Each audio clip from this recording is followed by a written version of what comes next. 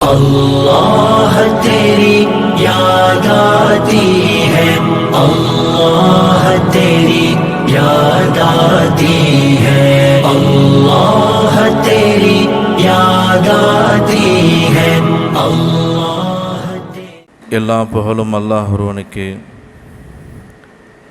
எம்பெருமானார் ஸல்லல்லாஹு அலைஹி வஸல்லம் அவர்களின் மீதும் சத்திய சஹாபாக்கள், அவர்கள் வழி நடந்த நல்லோர்கள், குறிப்பாக நம் அனைவர்கள் மீதும் அல்லாஹினுடைய அன்பும் அருளும் என்றென்றும் உருவாகட்டுமாக. கண்ணியத்திற்குரியவர்களே, வருகிற 25 டிசம்பர் 25 உலகமெங்கும் கிறிஸ்துமஸ் என்ற பண்டிகை கொண்டாடப்படவிருக்கிறது. இது விஷயமாக இஸ்லாமிய சமுதாய பொதுமக்கள் வரலாற்று பின்னணியை, அதனுடைய அசல் நிலையை உணர கடமைப்பட்டவர்கள். அது மட்டுமல்லாமல் கிறிஸ்தவ சமுதாய மக்களும் உண்மை வரலாற்றின் பின்னணியின் பக்கமாக ஆராய்ச்சி கண்ணோட்டத்தோடு கவனிக்க வேண்டிய முக்கியத்துவம் நிச்சயமாக இருக்கிறது. காரணம், உலகத்திலேயே இருக்கக்கூடிய பல்வேறு மதங்களில் இஸ்லாமியர்களோடு இணக்கமாகவும் ஒரு ஒற்றுமையாகவும் இருப்பவர்கள் கிறிஸ்தவர்கள். கிறிஸ்துவ மதத்தில் இருக்கக்கூடிய பல்வேறு விஷயங்கள் இஸ்லாத்தினுடைய செயல்பாடுகளுக்கும் முஸ்லிம்களுடைய செயல்பாடுகளுக்கும் ஒத்துப்போனதாக இருக்கும். குறிப்பாக சொல்லப்போனால், இன்றைய கிறிஸ்தவர்கள் அன்பு, கருணை, பொது சேவை என்று பல்வேறு விதமான சேவைகளில் ஈடுபட்டிருப்பார்கள். அதே மனநிலை பக்குவம் முஸ்லிம் சமுதாயத்திடத்திலும் காணலாம். எப்படி இஸ்லாமிய சமுதாயத்தில் ஓரிரை கொள்கை இருக்கிறதோ, உண்மையான கிறிஸ்தவர்களிடத்திலும் ஓரிரை கொள்கை நிச்சயமாக இருக்கிறது. எப்படி இஸ்லாமிய சமுதாயத்தில் சிலை வணக்கம் என்பது இல்லையோ, அவர்களிடத்திலும் அப்படி இருக்கிறது. ஆகவேதான் அவர்களுடைய வணக்க ஸ்தலங்களுடைய விதம், முஸ்லிம்களுடைய வணக்கஸ்தலத்தினுடைய விதங்கள், பள்ளிவாசல்களுடைய அமைப்பெல்லாம் கிட்டத்தட்ட நெருக்கமாக இருக்கும்.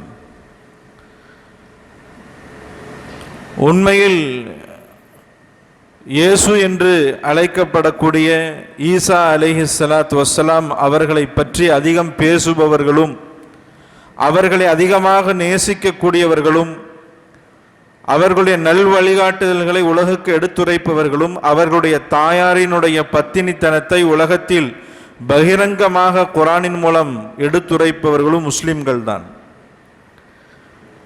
இந்த அடிப்படையிலே குரானில் பல்வேறு விதமான சமுதாயங்களை பற்றி சொல்லப்பட்டிருக்கிறது. எல்லா சமுதாயத்தையும், எல்லா மதத்தையும் ஒன்று சேர்த்து 4 வகையாக பிரித்து விடலாம். ஒன்றாவது முக்மின்கள், யார் அல்லாஹையும் அல்லாஹ்வினுடைய இறை தூதரையும் இஸ்லாமிய ஷரியத்தினுடைய வழிமுறைகளையும் தன்னுடைய வாழ்நாளாக ஆக்கிக் கொண்டு வாழக்கூடிய முஸ்லிம்கள், முக்மின்கள். இது ஒரு வகை. இரண்டாவது, அறவே ஏற்றுக்கொள்ள முடியாது என்று நிராகரிப்பவர்கள். அவங்க விருப்பம் வேற ஏதாவது கடவுளை வணங்கிக் கொள்ளலாம், ஆனால் பகிரங்கமாக அல்லாஹையும் அல்லாஹ்வுடைய தூதரையும் இஸ்லாமிய ஷரியத்தையும் எதிர்க்காதவர்களெல்லாம் காஃபிர்கள் கிடையாது. யார் பகிரங்கமாக எதிர்த்து சூழ்ச்சிகள் செய்கிறார்களோ அவர்களை குர்ஆன் காஃபிர் என்று சொல்லுகிறது, இறை மறுப்பாளன் என்று சொல்கிறது. மூன்றாவது வகை, சிலை வணக்கம் செய்து அல்லது வேறு விதத்தில் வேறு உலகத்தினுடைய ஏதேனும் ஒரு படைப்புகளை ஏதாவது ஒரு சூரியன், சந்திரன் அல்லது இரவு பகல் அல்லது சில கால்நடைகளை, சில உருவங்களை, இப்படி ஏதேனும் ஒன்றை கடவுளாக, அல்லாஹ்விற்கு இணையாக, படைத்தவனுக்கு இணையாக சிலை வணக்கம் செய்யக்கூடிய சிலை வணங்குகள் இவர்கள் ஒரு பிரிவு என்று குர்ஆன் இவர்களை பற்றியும் தனியாக பேசுகிறது. நான்காவதாகத்தான் கவனிக்க வேண்டியது அஹ்லுல் கிதாப், வேதம் கொடுக்கப்பட்டவர்கள். வேதம் கொடுக்கப்பட்டவர்கள் யார்? இவர்களை பற்றி மிகவும் தெளிவாக, விளக்கமாக, அவர்களை முன்னோக்கியே நிறைய விஷயங்கள் குர்ஆன் தொடர்ந்து பேசுகிறது. அஹ்லே கிதாப், வேதவாசிகள், வேதம் கொடுக்கப்பட்டவர்கள். இப்ப வேதம் கொடுக்கப்பட்டவர்கள் என்று சொல்லும் பொழுது நமக்கு நேரடியாக வரக்கூடிய வரலாற்று நினைவு, அடிக்கடி நாம் சொல்லியும் கேட்டும் வருவது இப்ராஹிம் அலைஹிஸ்ஸலாத்து வஸ்ஸலாம், ஆபிரகாம் என்று சொல்லுவார்கள். அவர்களுக்கு 2 மகன்கள், இஸ்மாயில் அலைஹிஸ்ஸலாத்து வஸ்ஸலாம், இஸ்ஹாக் அலைஹிஸ்ஸலாத்து வஸ்ஸலாம். இஸ்மாயில் அலைஹிஸ்ஸலாத்து வஸ்ஸலாம் அவர்களிடமிருந்து வந்த வம்சாவளி அரபுலகம் இறுதியாக முஹம்மது நபி தூதர் ஸல்லல்லாஹு அலைஹி வஸல்லம் அவர்கள் மூலமாக உலகம் முழுக்க இஸ்லாம் சென்றடைந்தது. 2வது மகன் இஸ்ஹாக் அலைஹிஸ்ஸலாத்து வஸ்ஸலாம், அவர்களுடைய மகன்தான் யாக்கூப் அலைஹிஸ்ஸலாம். அவர்களுடைய பெயர் இஸ்ரயீல். அதற்கு பின்னால் வந்த பல்வேறு நபிமார்கள், பல்வேறு விதமான சந்ததிகள் அனைவருக்கும் பொதுவாக பனு இஸ்ராயில், இஸ்ரவேல சமுதாயம் என்று வழக்கில் சொல்லுவார்கள். அந்த வழக்கில் வந்தவர்கள்தான் வேதம் கொடுக்கப்பட்டவர்கள். இறுதியாக மூசா அலைஹிஸ்ஸலாத்து வஸ்ஸலாம் அவர்களுக்கும் ஈசா அலைஹிஸ்ஸலாம் அவர்களுக்கும், மூசா அலைஹிஸ்ஸலாம் அவர்களுக்கு கொடுக்கப்பட்ட தௌராத்துடைய வேதம். இவர்கள் எல்லாம் யூதர்கள். ஈசா அலைஹிஸ்ஸலாம், இயேசு என்று அழைக்கப்படக்கூடிய ஈசா அலைஹிஸ்ஸலாத்து வஸ்ஸலாம், இவர்களுக்கு கொடுக்கப்பட்ட வேதம் இன்ஜீல் என்ற வேதம். இந்த 2 சமுதாயம் தான் பெரும் சமுதாயம், வேதம் கொடுக்கப்பட்டவர்கள். இந்த 2 சமுதாயத்தை தான் குர்ஆன் எதிர்நோக்கி நிறைய தகவல்களையும் நிறைய விஷயங்களையும் குர்ஆன் நேரடியாக பேசுகிறது, உண்மையை மறைக்காதீர்கள் என்று சொல்லி. இந்த அடிப்படையிலே கிறிஸ்துமஸ் என்ற 25 இதில் இயேசு என்று அழைக்கப்படக்கூடிய ஈசா அலைஹிஸ்ஸலாம், ஈசா அலைஹிஸ்ஸலாம் என்று நாம் மொழிகிறோம்.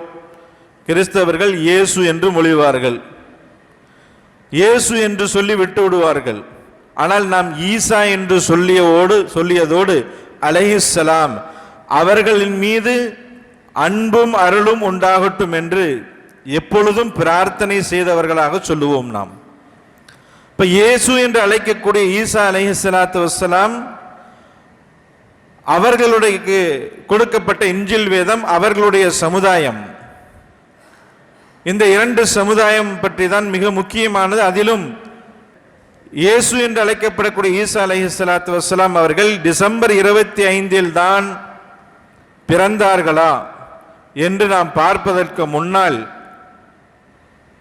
ஈசா அலைஹிஸ்ஸலாத்து வஸ்ஸலாம் அவர்களை பற்றி குர்ஆன் என்ன பேசுகிறது, என்ன சொல்ல வருகிறது, நிறைய சொல்லி இருக்கிறது. அதையெல்லாம் சொல்ல வேண்டுமானால் பல நாட்கள் தேவைப்படும். ஆகவே ஒரு சிறு நேரத்தில், சிறிய விஷயத்தில் குர்ஆனில் சொல்லப்பட்ட செய்திகளை மட்டும் நாம் தெரிந்து கொண்டாலே நமக்கு விளக்கமாக போதுமானதாக ஆகிவிடும். இன்றைய நாளில், இன்றைய காலகட்டத்தில் எப்படியெல்லாம் கிறிஸ்துவ மதத்தை மாற்றி வைத்து விட்டார்கள், அதற்கு ஒரு தனி வரலாறு பேச வேண்டும். இந்த முக்கடவுள் கொள்கை என்று சொல்லுவார்கள். முக்கடவுள் கொள்கை, பிதா, மகன், பரிசுத்த ஆவி. இந்த முக்கடவுள் கொள்கை என்பது இவர்கள் சொல்லக்கூடிய இயேசுநாதரிடம் வந்தது அல்ல. இடையிலே ஒரு யூதன், ஜான் போல் என்று சொல்லக்கூடிய யூதன், அவன் கிறிஸ்துவ மதத்திலே திரித்து விட்டதைத்தான் இன்று அளவிற்கும் பின்பற்றி கொண்டு வருகிறார்கள். அதை பற்றி தனி வரலாறு, அதை பற்றி தனியாக பேசுவதற்கு நேரம் போதாது. ஆனால் நாம் இப்பொழுது குர்ஆன் என்ன சொல்லுகிறது? இப்படி இயேசு என்று அழைக்கப்படக்கூடிய ஈசா அலைஹிஸ்ஸலாத்து வஸ்ஸலாம் அவர்களை பற்றி மக்களிடத்திலே தவறான பிரச்சாரங்கள் உலகத்திலே பரவிவிட்டது. இது பற்றி குர்ஆன் நமக்கு என்ன வழிகாட்டுகிறது என்று பார்த்தால், குர்ஆனிலே அல்லாஹ் தஆலா ஒரு இடத்திலே வரிசையாக சொல்லிக் கொண்டு வருகிறான். நாளைய ஒரு மறுமையுடைய நாள், உலகமெல்லாம் அழிந்த பிறகு மறுமையுடைய நாள் வரும். கிறிஸ்தவர்களும் இதை ஏற்றுக்கொள்வார்கள். மறுமையுடைய நாள், சொர்க்கத்தையும் ஏற்றுக்கொள்வார்கள், நரகத்தையும் அவர்கள் ஏற்றுக்கொள்வார்கள். நம்மை போலவே எப்படி நாம் மலக்குகள் என்று சொல்லுகிறோமோ, வானவர்கள் என்று சொல்லுகிறோமோ, அவர்களும் அதே போன்று வானவர்களையும் ஏற்றுக்கொள்வார்கள். நிறைய ஒற்றுமை இருக்கிறது. அப்படி மறுமையுடைய நாளில் எல்லா நபிமார்களையும் அழைத்து அந்த நேரத்திலே அல்லாஹ் தஆலா ஒரு கேள்வியை கேட்பான்.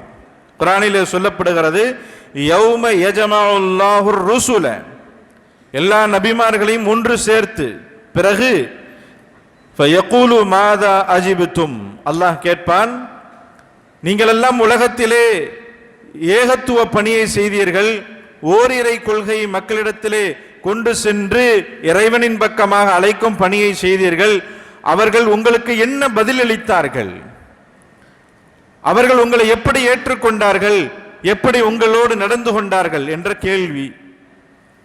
அப்பொழுது அந்த நேரத்திலே இறை தூதர்கள் அனைவரும், ஆதம் நபி அலைஹிஸ்ஸலாத்து வஸ்ஸலாம் அவர்கள் முதல் இறுதி தூதர் பெருமானார் ஸல்லல்லாஹு அலைஹி வஸல்லம் அவர்கள் வரை எல்லா நபிமார்களும் ஒன்று சேர்ந்திருக்கக்கூடிய சபையில் நபிமார்கள் சொல்லுவார்கள், காலு லா இல்ம லனா இன்னக அன்த அல்லாமுல் குயூப், எங்களுடைய இறைவா, எங்களுக்கு அதை பற்றிய எந்த விளக்கமும் இல்லை, நீயே மறைவானவற்றை அறிவாய் என கொஞ்ச காலத்துல உலகத்துல அவர்கள் ஏகத்துவ பணியை செய்துவிட்டு சென்று விட்டார்கள். அதற்கு பிறகு என்ன நடந்தது என்பதெல்லாம் அல்லாஹ் ஒருவன் தான் அறிவான். அல்லாஹ்வை தவிர வேறு யாரும் இதை சொல்ல முடியாது என்ற விஷயத்தை தான் அந்த மஹ்ஷருடைய மைதானத்திலே எல்லா நபிமார்களும் அல்லாஹ் இடத்திலே இதை சொல்லிவிடுவார்கள். அந்த நேரத்திலே ஹஜ்ரத் ஈசா அலைஹிஸ்ஸலாத்து வஸ்ஸலாம், இயேசு என்று அழைக்கப்படக்கூடிய ஈசா அலைஹிஸ்ஸலாத்து வஸ்ஸலாம் அவர்களை அழைத்து அல்லாஹு தஆலா அங்கே ஒரு விஷயத்தை நினைவு கூறுவான். இது காலல்லாஹு யா ஈஸா இப்ன மரியம் உذ்குர் நிஅமதி அலைக வ அலா வாலிததிக். அல்லாஹ் சொல்லக்கூடிய விஷயம் என்னன்னு சொன்னா, மரியமுடைய மகன் ஈசா அவர்களே, நான் உங்களுக்கும் உங்களுடைய தாயாருக்கும் கொடுத்த பல்வேறு விதமான சன்மானங்கள், வெகுமதிகளை பற்றி கொஞ்சம் நினைத்து பாருங்கள். சொல்லிட்டு அது என்னென்ன வெகுமதிகளை கொடுத்தேங்கிறதையும் அல்லாஹ் தஆலா வரிசையா சொல்லிக்கிட்டே வருவான். கொஞ்ச நெஞ்ச வெகுமதிகள் அல்ல, நிறைய வெகுமதிகளையும் பெரும் பெரும் அற்புதங்களையும் ஆச்சரியங்களையும் அல்லாஹ் தஆலா இயேசு என்று அழைக்கப்படக்கூடிய ஈசா அலைஹிஸ்ஸலாம் அவர்களுக்கு அல்லாஹ் தஆலா கொடுத்திருந்தான். குறிப்பாக உங்களுடைய தாயாருக்கும், அது தனி தலைப்புல பேசணும், இப்ப சொல்ல முடியாது. ஈசா அலைஹிஸ்ஸலாத்து வஸ்ஸலாம் அவருடைய தாயார் மரியம். மரியம் என்ற ஒரே ஒரு பெயரைத்தான் குர்ஆனிலே அல்லாஹ் தஆலா பெண்களுடைய பெயராக மொழிந்திருக்கிறான். பெண்களை பற்றி நிறைய சம்பவங்கள், நிறைய விளக்கங்கள் நிறைய வந்திருக்கிறது. ஆனால் உலகத்திற்கு ஒரே ஒரு பெண்ணை பற்றி மட்டும் பகிரங்கமாக பெயரை சொல்லி அவர்களை தூய்மைப்படுத்தி அவர்கள் நேர்மையானவர்கள், உண்மையானவர்கள் என்று உலகத்திற்கு சொல்ல வேண்டும் என்பதற்காக மரியம் என்ற பெயரை மட்டும் அல்லாஹ் தஆலா குர்ஆனிலே சொல்லியிருக்கிறான். அந்த அளவுக்கு அல்லாஹ் தஆலா உயர்வை கொடுத்தான். ஆனா மரியம் அவங்கள பத்தி என்னென்னலாம் இட்டுக்கட்டு சொல்லியிருப்பாங்க யூதர்கள். சூனியக்காரிக்கு பிறந்த சூனியக்காரர் அப்படின்ட்டு யூதர்கள் தங்களுடைய வேதங்களை எழுதி வச்சிருப்பாங்க. யாரு சூனியக்காரின்னு சொல்றாங்க? இயேசு என்று அழைக்கப்படக்கூடிய ஈசா அலைஹிஸ்ஸலாம் அவருடைய தாயாரை யூதர்கள் கொடுத்த பட்ட பெயர். உண்மையில் இயேசு என்று அழைக்கப்படக்கூடிய ஈசா அலைஹிஸ்ஸலாத்து வஸ்ஸலாம் அவர்கள் உலகத்தில் அனுப்பப்பட்டது இந்த யூதர்களிடத்தில் தான், இந்த யூத சமுதாயத்தில் தான். அவர்களை நேர்வழிப்படுத்தி அவர்களை நல்ல சமுதாயமாக உருவாக்குவதற்காக நபியாக, ஒரு இறை தூதனாக அனுப்பப்பட்டவர்கள் தான் ஹஜ்ரத் ஈசா அலைஹிஸ்ஸலாத்து வஸ்ஸலாம் அவர்கள். ஆனா அவங்க எதையுமே ஏத்துக்க தயாரில்லை. யூதர்களுடைய வக்கர புத்தி, அவர்களுடைய மோசமான குணம் இருக்கிறது கொஞ்சம் நஞ்சம் கிடையாது. இறை தூதர்களை அவமதிப்பதும் குழப்பங்களை பூமியில் விளைவிப்பதும் அவர்களுடைய இயல்பு பண்புகளாக மாறி போனது. அந்த அடிப்படையில் ஈசா அலைஹிஸ்ஸலாம் அவங்களையும் அவங்க ஏத்துக்கல. அந்த யூதர்கள் அவங்க எவ்வளோ சிரமங்களை கொடுத்தாங்க. ஆனாலும் இந்த யூதர்கள் இறை தூதராக இயேசு என்று அழைக்கப்படக்கூடிய ஈசா அலைஹிஸ்ஸலாம் அவர்களை ஏற்றுக்கொள்ள வேண்டும் என்பதற்காக அல்லாஹு தஆலா நிறைய அற்புதங்களை கொடுத்திருந்தான். அதிலே முதல் அற்புதத்தை பற்றி சொல்லும் பொழுது, இது ஐயத்துக பி ரூஹில் குதுஸ், பரிசுத்தமான ஆன்மாவை கொண்டு உம்மை நாம் உறுதிப்படுத்தினோம். பரிசுத்தமான ஆன்மா, இயேசு என்று அழைக்கப்படக்கூடிய ஈசா அலைஹிஸ்ஸலாம் அவர்கள் தந்தையே இல்லாமல் அல்லாஹ்வின் புறத்தில் இருந்து ஜிப்ரீல் அலைஹிஸ்ஸலாத்து வஸ்ஸலாம் அவர்கள் மூலமாக மரியம் அலைஹிஸ்ஸலாத்து வஸ்ஸலாம் அவர்களுடைய வயிற்றில் ஊதப்பட்டு அவர்கள் புனிதமாக பிறந்தார்கள். எப்படி தாயும் தந்தையும் இல்லாமல் ஆதம் அலைஹிஸ்ஸலாத்து வஸ்ஸலாம் உலகத்திலே வந்தார்களோ, இதே போன்று தந்தை இல்லாமல் உலகத்திற்கு ஒரு ரூஹல், ஒரு அற்புதமான ஆன்மாவாக ஹஜ்ரத் ஈசா அலைஹிஸ்ஸலாத்து வஸ்ஸலாம் அவர்கள் உலகத்திற்கு வந்தது. இது மிகப்பெரிய அற்புதத்தில் ஒன்று, இறைவன் சொல்லக்கூடிய, அல்லாஹ் சொல்லக்கூடிய அற்புதம். இரண்டாவது என்ன? துகல்லிமுன் நாஸ ஃபில் மஹ்தி வ கஹ்லா. ஈசா அலைஹிஸ்ஸலாத்து வஸ்ஸலாம் அவர்கள் குழந்தை பருவமாக இருக்கக்கூடிய காலத்திலே தொட்டிலிலும் பேசினார்கள், வாலிபத்திலும் பேசினார்கள். உலகத்தில் எந்த இறை தூதரும் தொட்டிலில் பிறந்தவுடன் பேசியதில்லை. ஆனால் இயேசு என்று அழைக்கப்படக்கூடிய ஈசா அலைஹிஸ்ஸலாத்து வஸ்ஸலாம் அவர்கள் தொட்டிலே பேசினார்கள். தனியாக அல்ல, மொத்த சபையினர்களுக்கு முன்னால், யூதர்கள் சூழ்ந்திருக்கிறார்கள், அவர்களுக்கு முன்னால் சொன்னார்கள். அது தனியாக வசனங்கள் நிறைய இருக்கிறது குர்ஆனில். இன்னி அபுதுல்லா, நான் அல்லாஹ்வுடைய அடிமையாக இருக்கிறேன் என்று சொல்லி தன்னுடைய தாயை கலங்கப்படுத்த விடாமல் ஹஜ்ரத் ஈசா அலைஹிஸ்ஸலாம் அவர்கள் பிறந்த குழந்தை பருவமாக இருக்கும் பொழுதே பேசினார்கள். தொட்டிலில் இருக்கக்கூடிய காலத்திலேயே, தவளக்கூடிய காலம் அல்ல, தொட்டிலில் இருக்கக்கூடிய காலத்திலேயே நிறைவான வார்த்தைகளோடு பேசினார்கள் என்று குர்ஆன் சொல்லுகிறது. இது இரண்டாவது அற்புதம். மூன்றாவதாக அல்லாஹ் அவர்களுக்கு கொடுத்த அற்புதம், இது அல்லம்துகல் கிதாப, எழுதி விளக்கமாக எழுதக்கூடிய பக்குவத்தை ஹஜ்ரத் ஈசா அலைஹிஸ்ஸலாம் அவர்களுக்கு அல்லாஹ் கொடுத்திருந்தான். நான்காவதாக வல் ஹிக்மத, அவர்களுக்கு ஞான அறிவையும் இறைவன் கொடுத்திருந்தான். மிகப்பெரிய ஞானம் இருந்தது. அவர்களுடைய வாழ்க்கை வரலாற்றை எல்லாம் படித்து பார்க்கும் பொழுது இந்த உலகத்தை பற்றி எப்படியெல்லாம் பேசி இருக்கிறார்கள், உலகத்தினுடைய பற்றற்ற வாழ்க்கை என்ன, இந்த உலகத்தினுடைய உண்மை நிலை என்ன என்று உலகத்திற்கு அற்புதமாக சொல்லிவிட்டு சென்றார்கள் ஹஜ்ரத் ஈசா அலைஹிஸ்ஸலாத்து வஸ்ஸலாம் அவர்கள். அப்படிப்பட்ட ஞானம் அவர்களுக்கு கொடுக்கப்பட்டது. ஐந்தாவதாக அவர்களுக்கு தௌராத் என்ற வேதத்தையும் அல்லாஹ் தஆலா கற்றுக் கொடுத்திருந்தான். தௌராத்ங்கிறது மூசா அலைஹிஸ்ஸலாம் அவர்களுக்கு அருளப்பட்டது, யூதர்களுக்கு அருளப்பட்டது. அந்த வேதத்தையும் அல்லாஹ் தஆலா இயேசு என்று அழைக்கப்படக்கூடிய ஈசா அலைஹிஸ்ஸலாம் அவர்களுக்கு கற்றுக் கொடுத்திருந்தான். பிறகு ஆறாவதாக வல் இன்ஜீல், பிறகு இன்ஜீல் என்ற வேதத்தையும் ஈசா அலைஹிஸ்ஸலாத்து வஸ்ஸலாம் அவர்களுக்கு அல்லாஹ் தஆலா அதையும் கற்றுக் கொடுக்கிறான், அவர்களுக்கு வேதத்தையும் வழங்குகிறான். பிறகு ஏழாவதாக ஒரு அற்புதத்தை கொடுக்கிறான். வ இது தஹ்லுகு மினத் தீனி கஹைஹத்தி தைரி பிஇذنி ஃபதன்ஃபஹு ஃபீஹா ஃபதகூனு தைரா பிஇذنி. எந்த அளவுக்கு அற்புதம் சொன்னா, ஒரு சாதாரண மண் கட்டி எடுத்து அதில் பறவையினுடைய அச்சு போல ஏதாவது ஒரு பறவை வகைய கையாலேயே செஞ்ச பிறகு அல்லாஹ்வினுடைய கட்டளையை கொண்டு நீ பறந்து விடு அப்படின்னு சொல்லி அதுல ஊதுனாங்க அப்படின்னு சொன்னா அந்த பறவைக்கு உயிரும் வந்துவிடும், அந்த பறவை பறக்கவும் ஆரம்பித்து விடும். அல்லாஹ் தஆலா இப்படி ஒரு அற்புதத்தை கொடுத்தான். இவ்வளவு அற்புதம் கொடுத்தாலும் யூதர்கள் ஏற்றுக்கொண்டார்களா அப்படின்னு சொன்னா ஏற்றுக்கொள்ளவே இல்லை. யூதர்கள் ஏற்றுக்கொள்ளவே இல்லை ஈசா அலைஹிஸ்ஸலாம் அவர்களை. பிறகு மீண்டும் அல்லாஹ் தஆலா அவர்களுக்கு இன்னொரு அற்புதத்தை கொடுக்கிறான். அவர்களுக்கு கிட்டத்தட்ட ஒரு 8வது அற்புதமாக அவர்களுக்கு பிறவி குருடை சரி செய்யக்கூடிய அற்புதத்தை அல்லாஹ் கொடுக்கிறான். அவர்களுடைய கையால் தடவினார்கள் என்று சொன்னால் பிறவி குருடாக இருப்பவர்களுக்கு கண் தெரிய ஆரம்பித்து விடும். பிறகு அடுத்து மீண்டும் ஒரு அற்புதத்தை கொடுக்கிறான். 9வது அபரசபி இதுனி, வெண்குஷ்ட நோயாளிகள், அந்த குஷ்ட நோய் சரியாகவே ஆகாது. ஆனால் ஈசா அலைஹிஸ்ஸலாத்து வஸ்ஸலாம் அவர்கள் தடவினால் அந்த வெண்குஷ்ட நோய் உடனே சரியாகிவிடும்.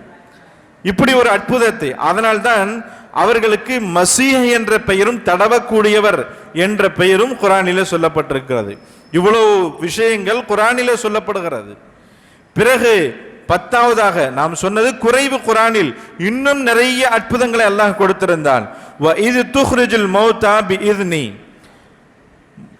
இறந்து போனவர்களை என்னுடைய அல்லாஹ்வினுடைய அனுமதியை கொண்டு எழுந்திருன்னு சொன்னா கபர்ல இருந்து மௌத்தா போனவர், இறந்து போனவர் எந்திரிச்சு வெளியே வந்துடுவார். ஹஜ்ரத் ஈசா அலைஹிஸ்ஸலாம் அவர்களுக்கு கொடுத்த அற்புதம். இதே மாதிரி ஒரு தடவை செஞ்சு காட்டினாங்க. ஒரு கபருக்கு பக்கத்துல போய் நின்னுட்டு அல்லாஹ்வினுடைய உத்தரவை கொண்டு பிஇذனில்லா நீ எழுந்து வெளியே வருவாயாகன்னு சொன்ன உடனே கபர்ல இருந்து அடக்கப்பட்ட இறந்து போனவருடைய சடலம் உயிரோடு உடலோடு எழுந்து வெளியே வந்து தன்னை பற்றி தன்னுடைய வரலாற்று வாழ்க்கையை பற்றி சொல்லுகிறது. அது யாருன்னா நூஹ் அலைஹிஸ்ஸலாத்து வஸ்ஸலாம் அவருடைய மகன் சாம் அவர்கள். 4000 வருஷம் ஈசா அலைஹிஸ்ஸலாம் எந்த நேரத்தில் அந்த கபரை தட்டி எழுப்புறாங்களோ, அந்த மண்ணறையை தட்டி எழுப்புகிறார்களோ, அந்த நேரத்திலிருந்து 4000 வருடங்களுக்கு முன்னால் இறந்து போனவர் இயேசு என்று அழைக்கப்படக்கூடிய ஈசா அலைஹிஸ்ஸலாம் அவர்கள் அந்த கபரை தட்டி எழுப்பியவுடன் எழுந்து பேசுகிறார். பிறகு மீண்டும் அல்லாஹ்வினுடைய உத்தரவை கொண்டு சென்று விடு என்று சொன்னவுடன் மீண்டும் அவர் கபருக்குள்ளே போய் படுத்துக்கிறார். சுப்ஹானல்லாஹ். அல்லாஹ் இந்த ஒரு அற்புதத்தை அல்லாஹ் தஆலா கொடுத்திருந்தான். ஆனாலும் யூதர்கள் ஏற்கவில்லை என்பதை அல்லாஹ் எப்படி சொல்லுகிறான்? வயது கஃபஃப்து பனி இஸ்ராயீல அன்க இத் ஜித்தும் பில் பையினாத். இவ்வளவு பெரிய அற்புதங்களை கொண்டு வந்த பிறகும், இவ்வளவு பெரிய தெளிவான அத்தாட்சிகள் அந்த பனு இஸ்ரேல் வேல் என்ற சமுதாயத்திற்கு, யூத சமுதாயத்திற்கு கொண்டு வந்த பிறகும் ஃபகால அல்லதீன கஃபரு மின்ஹும், அவர்களில் இறை மறுப்பாளர்களாக இருந்த சிலர் சொன்னார்கள், இன் ஹாதா இல்லா சிஹ்ரும் முபீன், நிச்சயமாக இது பகிரங்கமான சூனியம் என்று சொன்னார்கள். இவ்வளவு அற்புதங்களையும் இவ்வளவு அழகான நிகழ்வுகளையும் காட்டிய பிறகு என்ன சொன்னாங்க? சூனியம் என்று சொன்னார்கள். இந்த நேரத்தில் அவர்களுடைய தீமையை விட்டு அல்லாஹ் தான் பாதுகாத்ததாக அந்த மைதானத்திலே நினைவு கூற, இது கஃபஃப்து, உங்களை நாம் அந்த நேரத்திலே அவர்கள் தீமை உங்களுக்கு செய்ய விடாமல் நாமே அதை தடுத்து வைத்திருந்தோம். ஈசா அலைஹிஸ்ஸலாம் அவர்களுக்கு தீமை செய்வதற்கு அல்லாஹ் தஆலா விடவே இல்லை. இப்ப இவ்வளவு நல்ல விஷயங்களை பார்த்தும் கூட யூதர்கள் கடைசியாக அவரை சூனியக்காரர்கள் என்று சொன்னதுதான் பாக்கி. அந்த நேரத்தில் ஈசா அலைஹிஸ்ஸலாத்து வஸ்ஸலாம் அவர்களை ஏற்றுக்கொள்வதற்கு நல்லோர்களும் இருந்தார்கள். அந்த நேரத்தில் இத் அவ்ஹைது இலல் ஹவாரியீன அன் ஆமினூ பி வ ரசூலி காலு ஆமன்னா வஷ்ஹது பி அன்னனா முஸ்லிமூன். அந்த நேரத்தில் அவர்களுடைய உள்ளத்திலே, நல்லவர்களுடைய உள்ளத்திலே போடப்பட்டது, ஈசா அலைஹிஸ்ஸலாம் அவர்களுக்கு சீடர்கள் உருவானார்கள். அவர்கள் எல்லாம் ஹஜ்ரத் ஈசா அலைஹிஸ்ஸலாத்து வஸ்ஸலாம் அவர்களை ஏற்றுக்கொண்டதோடு மட்டுமல்லாமல் நாங்கள் முஸ்லிம்கள் என்பதாக நீங்களே சாட்சியாளராக இருங்கள் என்பதாகவும் சொன்னார்கள். ஹவாரியின்னு சொன்னா எப்படி பெருமானார் ஸல்லல்லாஹு அலைஹி வஸல்லம் அவர்களுக்கு சஹாபாக்கள் என்று சொல்லுகிறோமோ, இதே போன்று ஈசா அலைஹிஸ்ஸலாம் அவர்களை ஈமான் கொண்டு அவர்களுக்கு உதவிகரமாக இருந்த நல்லோர்கள் சீடர்களுக்கு ஹவாரியின் என்று குர்ஆன் சொல்லுகிறது. இப்ப இந்த ஹவாரியின்கள் எல்லாம், இதெல்லாம் உலகத்துல நடந்த விஷயத்தை ஈசா அலைஹிஸ்ஸலாம்ட்ட அல்லாஹ் தஆலா இதெல்லாம் பேசுவான் மஹ்ஷருடைய மைதானத்துல. அதை நமக்கு முன்னாடியே அல்லாஹ் தஆலா குர்ஆன் மூலமாக சொல்லிட்டான். இந்த ஹவாரியின்கள்லாம் ஒன்று சேர்ந்து என்ன செய்றாங்கன்னா, இப்ப கேட்கறாங்க ஈசா அலைஹிஸ்ஸலாத்து வஸ்ஸலாம் அவங்கள்ட்ட போய், இந்த மாதிரி வானத்திலிருந்து ஒரு உணவு தட்டு இறங்குச்சு அப்படின்னு சொன்னா எங்களுக்கு கொஞ்சம் சந்தோஷமா இருக்கும், மன திருப்தியாக இருக்கும். அதனால அல்லாஹ்ட்ட சொல்லி நீங்க வானத்திலிருந்து ஒரு உணவு தட்டை இறக்கி கொடுங்க. இது காலல் ஹவாரியூன யா ஈஸா இப்னு மரியம் ஹல் யஸ்ததீஉ ரப்புக ஐ யுனஸ்ஸில அலைனா மாஇதத்தன் மினஸ் ஸமா வானத்திலிருந்து ஒரு தட்டை இறக்கி கொடுங்க. அப்ப அந்த நேரத்தில் ஈசா அலைஹிஸ்ஸலாம் சொன்னாங்க, காலத்தகுல்லாஹ் இன் குன்தும் முஃமினீன், உண்மையில நீங்க அல்லாஹ்வை ஏற்றுக்கொண்டவர்களாக இருந்தால் அல்லாஹ்வை பயந்து கொள்ளுங்கள். ஏன்னா அல்லாஹ்ட்ட இந்த நிபந்தனை எல்லாம் வச்சுட்டு இருக்க கூடாது, அல்லாஹ்வை முழுமையாக ஏற்றுக்கொள்ள வேண்டும். இருந்த போதிலும் அவர்கள் சொன்னார்கள், காலு நுரீது அன் நஅகுல மின்ஹா வ தத்மஇன்ன குலூபனா வ நஅலம அன் கத் சதகதனா வ நகூன அலைஹா மினஷ் ஷாஹிதீன். சொன்னார்கள், இந்த உணவை நாங்கள் உண்ட பிறகு எங்களுடைய உள்ளங்களும் நிம்மதி அடைந்து வரும், நீங்கள் சொன்னது உண்மையானது என்பதையும் நாங்கள் அறிந்து கொள்வோம், நீங்கள் உண்மையாளர் என்பதற்கு நாங்கள் எல்லாம் சாட்சியாளர்களாக ஆகிவிடுவோம். இதுக்கு தான் கேட்கிறோமே தவிர நாங்கள் சந்தேகப்பட்டு கேட்கல என்பதாக ஹவாரியின்கள் சொன்ன உடனே ஹதரத் ஈசா அலைஹிஸ்ஸலாத்து வஸ்ஸலாம் அவர்கள் துஆ செய்கிறார்கள். இதையெல்லாம் அல்லாஹ் நினைவுபடுத்தி காட்டிக்கிட்டு இருக்கிறான். யாருக்கு? அந்த நபிமார்கள் இருக்கக்கூடிய சபையில் ஈசா அலைஹிஸ்ஸலாம் அவர்களுக்கு இதையெல்லாம் நினைவூட்டி கொண்டிருக்கக்கூடிய விஷயத்தை குர்ஆனிலே இப்ப நாம அவங்களுக்கு சொல்றதுக்கு முன்னாடியே நாமெல்லாம் தெரிஞ்சுக்கிட்டு இருக்கிறோம். இப்ப ஈசா அலைஹிஸ்ஸலாம் துஆ செய்றாங்க. கால ஈசா இப்னு மரியம் இப்ப துஆ செய்றாங்க, அல்லாஹும்ம ரப்பனா அன்ஸில் அலைனா மாஇதத்தன் மினஸ் ஸமாஇ தகூனு லனா ஈதல் லி அவ்வலினா வ ஆகிரினா வ ஆயத்தன் மின்க வர்ஸுக்னா வ அன்த கைருர் ராஸிகின். சொல்றாங்க, யா அல்லாஹ், ஒரு உணவு தட்டை வானத்திலிருந்து எங்களுக்காக இறக்கி வை, முன்னுள்ளவர்களுக்கும் பின்னால் வரக்கூடியவர்களுக்கும் இது பெருநாளை போன்று இருக்க வேண்டும், அவர்கள் நீயே எங்களுக்கு உணவளிக்க கூடியவனாகவும் கூடியவர்களில் சிறந்தவனாகவும் நீ இருக்கிறாய் என்பதாக துஆ செய்த உடனே அல்லாஹ் தஆலா சொன்னா, சரி நான் இறக்கிறேன். கால அல்லாஹு இன்னி முனஸ்ஸிலுஹா அலைக்கும், நான் உங்களுக்கு நிச்சயமாக நீங்க கேட்கிற உணவு தட்டை நான் வானத்திலிருந்து இறக்கிறேன். ஆனா ஒரு விஷயம், வமை யக்ஃபுர் பாத மின்கும், உங்களில் யாராவது வானத்திலிருந்து உணவு தட்டு ஒரு அத்தாட்சிக்காக இறங்கின பிறகு யாராவது மறுத்து விட்டால் ஃபஇன்னி உஅذிபுஹு அஸாபல் லா உஅذிபு அஹதம் மினல் ஆலமீன், உலகத்திலேயே யாருக்கும் கொடுக்காத பெரும் தண்டனையை நான் கொடுப்பேன் என்று அல்லாஹ் தஆலா சொல்லுகிறான். ஹஜ்ரத் ஈசா அலைஹிஸ்ஸலாம் அதை ஏத்துக்கிட்டு பிறகு அந்த வானத்திலிருந்து உணவு தட்டும் இறங்குது. அதை பார்த்த பிறகும் யூதர்கள் முழுமையாக என்ன செய்யல, ஈசா அலைஹிஸ்ஸலாத்து வஸ்ஸலாம் அவர்களை இறை தூதராக ஏற்றுக்கொள்ளவே இல்லை. அந்த யூதர்கள் அப்பொழுதும் மறுத்து விளையாடினார்கள். அவர்கள் கடைசியாக முயற்சி செய்து ஈசா அலைஹிஸ்ஸலாத்து வஸ்ஸலாம் அவர்களை கொல்வதற்காக எல்லா முயற்சியும் எடுத்து அவர்களை உலகத்தில் இல்லாமலாக்க வேண்டும் என்ற முயற்சி எடுத்தார்கள்.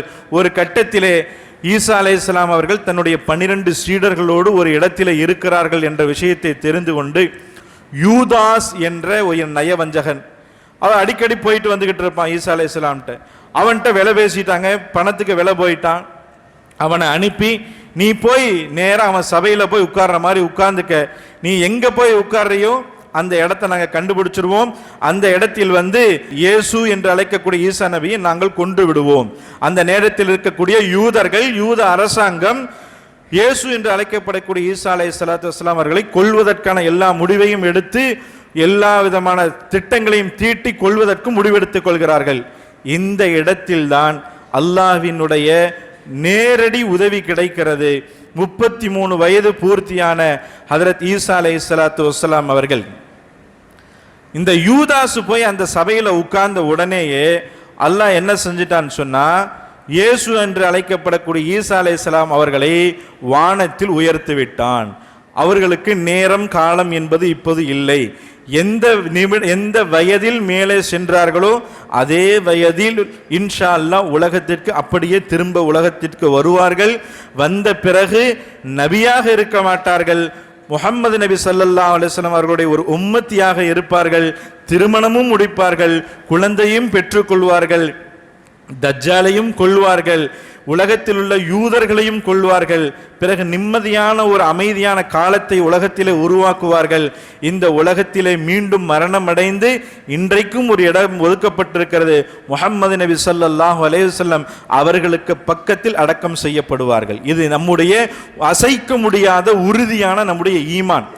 இப்ப வானத்துக்கு அல்லாஹ் உயர்த்தி விட்ட உடனே இப்ப வரைக்கும் என்ன ஆயிடுச்சுன்னு சொன்னா, அந்த யூதாசுடைய முகத்தை மட்டும் அல்லாஹ் ஈசா அலைஹிஸ்ஸலாம் மாதிரியே மாத்திட்டான். முகம் மாறி என்ன ஆயிரும், ஈசா அலைஹிஸ்ஸலாம் மாதிரி மாத்திட்டான். இப்ப உள்ள வெளியிலிருந்து வந்த அந்த படையினர்கள் என்ன பண்ணிட்டாங்க, இவர்தான் ஈசா என்று சொல்லி அந்த யூதாஸை புடிச்சுக்கிட்டாங்க. இப்ப யூதாசு கதறாரு, அப்பா நான் ஈசா இல்லையப்பா, நான் ஈசா இல்லை, நான் யூதாசு, என்ன ஏன் புடிச்சிட்டு போறீங்க? ஏன்னா முகம் பூரா எப்படி இருக்குது இயேசு, ஆனால் நபர் யூதாசு. அப்பையும் சில பேர் கூட இருக்கிறவங்க சொல்றாங்க, அந்த உடல் அமைப்பை பார்த்தா இந்த ஈசா அலைஹிஸ்ஸலாம் மாதிரி இல்லை என்று சொல்லி கூட இருக்கிறவங்களும் சொல்றாங்க. நம்பியும் நம்பாமலையும் சில குழப்பங்களுக்கு மத்தியில வேற வழி இல்லாம கூட்டிட்டு போய் சிலுவையில் அறைந்து அவனை கொன்று விடுகிறார்கள். கொல்லப்பட்டது யார்? யூதாஸ், இயேசு அல்ல. கொல்லப்பட்ட சிறையில் அடைக்கப்பட்டவர் யார்? இயேசு அல்ல. அவர் உயர்த்தப்பட்டார். அந்த நாள்ல இருந்து இன்னைக்கு வரைக்கும் இன்னைக்கு கிறிஸ்துவ சமுதாயம் என்ன சொல்லிட்டு இருக்குன்னா, ஈசா அலைஹிஸ்ஸலாம் அவர்கள் கொல்லப்பட்டார்கள், சிலுவையில் அறையப்பட்டார்கள். ஆனால் குர்ஆன் உலகத்திற்கு வெளிச்சமாக்கி காட்டுகிறது, அப்படி அல்ல. அவர் இறை தூதர் மட்டும்தான், அவர் இறைவன் அல்ல, இறை அவதாரமும் கிடையாது. அவர் உலகத்திலே மற்ற மனிதர்களை போன்று மனிதர், ஆனால் இறை தூதர். பல அற்புதங்கள் கொடுக்கப்பட்டவர், தந்தை இல்லாமல் உலகத்திலே பிறந்தவர், பல அற்புதங்களுக்கு சொந்தக்காரர். அவர் உலகத்தில் கொல்லப்படவும் இல்லை, அவர் சிலுவையில் அறையப்படவும் இல்லை என்று முழு உலகத்திற்கும் குர்ஆன் அறைகூவல் விட்டு கொண்டுதான் இருக்கிறது. நம்முடைய உண்மையான அசைக்க முடியாத ஈமானும் இதுதான். ஆனா இதை ஏமாந்து போனதுக்கு பிறகுதான் கிறிஸ்தவர்கள் இன்றைக்கு வரைக்கும் எப்படி ஒரு கடவுள் என்று சொன்ன பிறகு இதை பெரிய குழப்பம்தான் இது.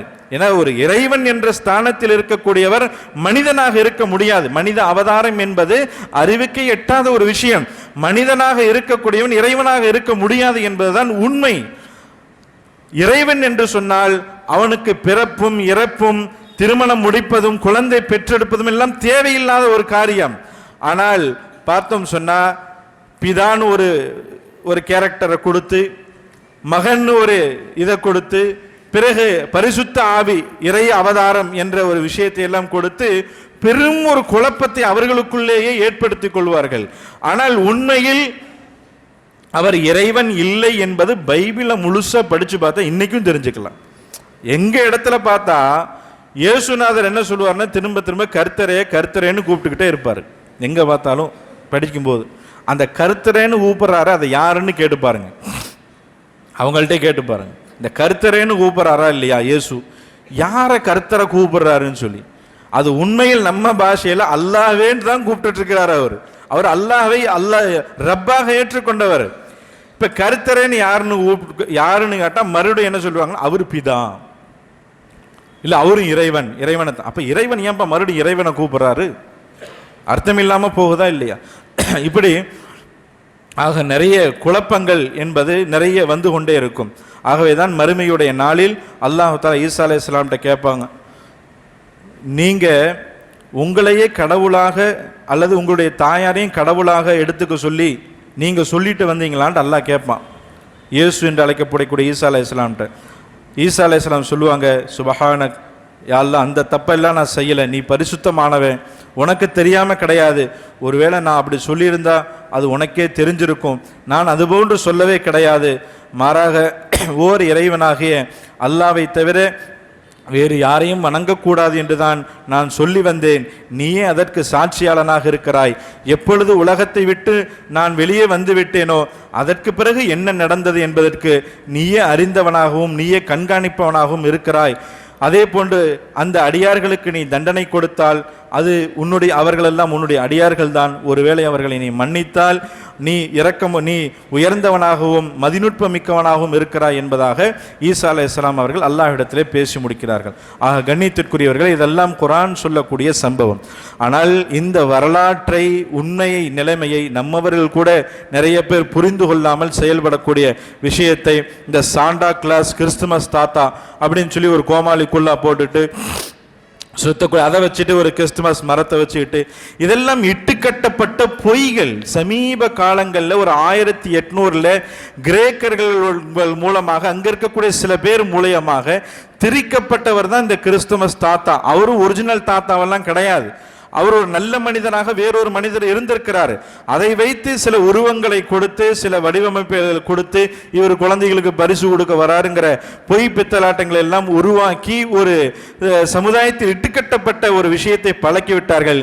இன்றைக்கு பார்த்தோம் நம்மவர்களுடைய குழந்தைகள் கூட கிறிஸ்துமஸ் தாத்தா என்று பார்த்து உற்சாகப்படக்கூடிய மோசமான நிலை இருக்கிறது. காரணம், நமக்கே வரலாறு தெரியல, குழந்தைகளுக்கு வரலாறு சொல்லிக் கொடுக்க தேவையில்லை. இப்போ அடுத்து டிசம்பர் 25, உண்மையிலும் டிசம்பர் 25 தான் ஈசா அலைஹிஸ்ஸலாம் பிறந்தாங்களா அப்படின்ட்டு எந்த வரலாற்று புத்தகத்திலும் இல்லை, பைபிளில் கூட இல்லை. உலகத்தில் எந்த வேதத்தில் எந்த புத்தகத்தில் போய் தேடினாலும் எப்போ பிறந்தாங்கிறது அதை பற்றி தனியாக ரொம்ப நேரம் பேசணும், நேரம் இல்லை. நீங்கள் இன்னும் சொல்ல போனால் வரலாற்று அறிஞர்கள் எழுத வைக்கப்பட்ட அந்த புத்தகங்களையும் கூட, இந்த ஒரு புத்தகத்தை கூட எழுதியிருந்தார், உலகத்தில் சிறந்த 100 தலைவர்கள்னு ஒரு புத்தகம் இருக்குது. இப்போ அதில் கூட பார்த்தீங்கன்னு சொன்னால் முதல் தலைவராக முகமது நபி ஸல்லல்லாஹு அலைஹி வஸல்லம் அவங்களும் சொல்லியிருப்பார். அடுத்து ஈசா அலைஹிஸ்ஸலாம் அவர்களையும் சொல்லியிருப்பார். அப்போ அவர் எழுதினவரும் ஒரு கிறிஸ்தவர் தான். அந்த வரலாற்று நூல்லையும் அவர் என்ன சொல்றாருன்னா, ஈசா அவர்கள் இயேசு என்பவர் எங்க பிறந்தாருன்னு தெரியல, எப்ப பிறந்தாருன்னு தெரியல, அவர் எப்ப மௌத்தானாருன்னு தெரியல, எந்த வரலாறுகள் எதுவுமே இல்லை, யார்கிட்டையுமே இல்லை. ஆனால் எப்படி டிசம்பர் 25 என்று முடிவு செய்தார்கள், இது எந்த காலத்தில் முடிவு செய்யப்பட்டது, இது யார் முடிவு செய்தது, எப்படி இன்னைக்கு வரைக்கும் 50% மேல இருக்கக்கூடிய கிறிஸ்தவ பாதிரியார்கள் கூட இந்த டிசம்பர் 25 ஏத்துக்கிறது இல்லை. யாரு? ஈசா அலைஹிஸ்ஸலாம் அவருடைய பர்த்டே. இப்போ என்ன பிரச்சனை வரும்னு சொன்னா, எங்க அவங்க பர்த்டே நாம பர்த்டே கொண்டாடுறோமோ, நபி ஸல்லல்லாஹு அலைஹி வஸல்லம் அவங்களுக்கெல்லாம் நாம பர்த்டே கொண்டு வர்றோமே, மீலாதுன்னு சொல்றாங்களே, பர்த்டே கொண்டாடுறோமே அப்படின்ட்டு சில விளக்கங்கள் அவங்களே சொல்றது உண்டு. கண்ணியத்திற்குரியவர்களே, நம்முடைய இஸ்லாமிய சமுதாயத்தை பொறுத்தளவுக்கு இப்படி கொண்டாடுவது என்பது அல்ல. பெருமானார் ஸல்லல்லாஹு அலைஹி வஸல்லம் அவர்களுடைய மகிழ்ச்சியை வெளிப்படுத்தும் வண்ணமாக நற்காரியங்களை செய்வது மட்டும்தான் நடக்கிறதே தவிர, அதை பர்த்டே நிகழ்ச்சி என்று யாராவது அப்படி கொண்டாடினால் செய்தால் என்று சொன்னால் அது மார்க்கத்துக்கு முரணானது மட்டுமே தவிர, பெருமானார் ஸல்லல்லாஹு அலைஹி வஸல்லம் அவர்களுடைய பிறப்பை அவருடைய மகிழ்ச்சி வெளிப்படுத்தும் வண்ணமாக தான தர்மங்களையும் நல்ல செயல்களையும் செய்வது என்றும் இன்றளவுக்கு முஸ்லிம் சமுதாயம் செய்து வருகிறது. இதே டிசம்பர் 25 இந்த மாதிரி நல்ல காரியங்களை ஊக்கப்படுத்துவது உண்டா? மது குடிப்பதை இயேசு என்று அழைக்கக்கூடிய ஈசா அலைஹிஸ்ஸலாம் என்ன வற்புறுத்தினாங்களா? அன்றைய நாள் எவ்வளவு மது விற்பனை ஆகிறது என்பதை மட்டும் பார்த்து, வருஷம் பூரா இவ்வளவு மது விற்பனையா இருக்காது. டிசம்பர் 25 வந்துட்டால் அவ்வளவு மது கூத்தாடிகளும் அந்த நேரத்தில் மதுவுடைய விற்பனைகளும் பாவமான காரியங்களும் பாவத்தையா வற்புறுத்தினார்கள். ஹஜ்ரத் ஈசா அலைஹிஸ்ஸலாத்து வஸ்ஸலாம் உலகிற்கு எவ்வளவு நட்போதனைகளை உலகத்திற்கு கொண்டு வந்து சென்றார்கள். பாவம் செய்வதற்கென்றே ஒரு நாளை பயன்படுத்தி இதை கொண்டாட்டம் என்ற பெயரிலே நற்காரியங்களை விட்டும் தூரமாக்கக்கூடிய எந்த செயலும் இது உண்மையான நேசமாக இருக்க முடியாது. ஆனால் இந்த டிசம்பர் 25 அவர்கள் பிறந்தார்களா உண்மையா என்பதை ஆராய்ச்சி செய்து நீங்களே பார்த்து கொள்ளுங்கள். ஆகவே நம்முடைய சமுதாயத்தை விழிப்புணர்வு ஏற்படுத்த வேண்டும். இது போன்ற சடங்குகள், இது போன்ற பாவமான காரியங்கள், மற்ற கொள்கைகளுக்கு அப்பாற்பட்ட காரியங்களிலிருந்தும் நம்மை நாமே நம்முடைய குழந்தைகளையும் தவிர்க்க வைப்பதோடு மட்டுமல்லாமல் உண்மையான வரலாற்றை நம்முடைய நட்பு சமுதாயமான அந்த கிறிஸ்துவ சமுதாயத்திற்கு வாய்ப்புகளை கிடைக்கும் பொழுது உண்மையையும் சத்தியத்தையும் அவர்களுக்கு நாம் எடுத்துரைக்க வேண்டும். ஆகவேதான் அல்லாஹ் தஆலா அவர்களுக்கு அழைப்பு கொடுக்கிறான். அதே அழைப்பை நாமும் அவர்களுக்கு கொடுக்க வேண்டும். பெருமானாரை பார்த்து அல்லாஹ் சொல்லுகிறான், நீங்கள் சொல்லுங்கள், குல் யா அஹ்லல் கிதாபி தஆலு இலா கலிமா. வேதம் கொடுக்கப்பட்ட சமுதாயமே, கிறிஸ்தவர்களாக இருந்தாலும் யூதர்களாக இருந்தாலும், ஒரு கலிமாவிற்கு கீழ் நீங்கள் அனைவரும் சமமாக வாருங்கள். பைனனா பைனக்கும், நமக்கு மத்தியிலே சமமான ஒரு நீதமான ஒரு வார்த்தை, ஒரு கலிமா. அது என்ன வார்த்தை? அல்லா நஅபுத இல்லல்லாஹ் வலா நுஷ்ரிக பிஹி ஷைஆ. அல்லாஹை தவிர வேறு யாரையும் நாங்கள் வணங்க மாட்டோம், அவனுக்கு இணையும் வைக்க மாட்டோம், அல்லாஹை தவிர வேறு எந்த கடவுள்களையும் நாங்கள் எடுத்துக்கொள்ள மாட்டோம் என்று சொல்லி நீங்கள் அவர்களுக்கு நல்ல சத்தியத்தின் பக்கமாக அழைப்பு கொடுங்கள். அழைப்பு கொடுக்க சொல்லி அல்லாஹ் வழிகாட்டி இருக்கிறான். நாமும் அழைப்பு கொடுக்க வேண்டும். ஒருவேளை மறுத்து விட்டால் ஃபஇன் தவல்லவ், இதுவும் நடக்கும். சில நேரம் மறுக்கலாம், வரலாற்றை தெரிஞ்சு கொள்ளாம பொய்யான வரலாற்றை உண்மை என்று நினைத்து கொண்டு மறுத்து விட்டால் அவர்களிடத்தில் சொல்லிவிடுங்கள், ஃபகூலு ஷ்ஹது பி அன்னா முஸ்லிமூன், நாங்கள் முஸ்லிம்களாக இருக்கிறோம் என்று நீங்களே சாட்சியாளர்களாக இருங்கள் என்று சொல்லி முடித்துவிட வேண்டும். வல்ல ரஹ்மான் விளங்கி அமல் செய்யக்கூடிய பாக்கியத்தை நம் அனைவருக்கும் தந்தல்வானாக.